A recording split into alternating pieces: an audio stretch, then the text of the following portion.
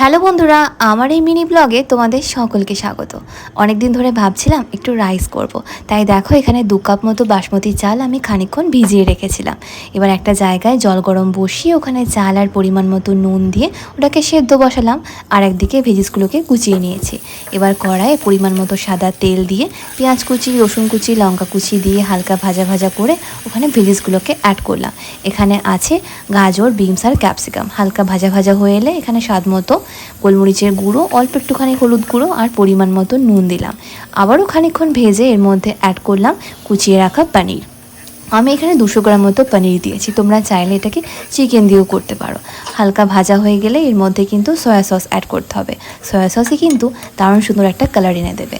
তারপর ওই ভাতটা অ্যাড করে দিলাম। এবার খুব ভালো করে মিশিয়ে নিলেই কিন্তু আমাদের রাইস রেডি হয়ে যাবে। ওপর থেকে একটুখানি ধনেপাতা কুচি ছড়িয়ে দিলাম। এবার সার্ভ করলাম শসা আর পেঁয়াজ দিয়ে।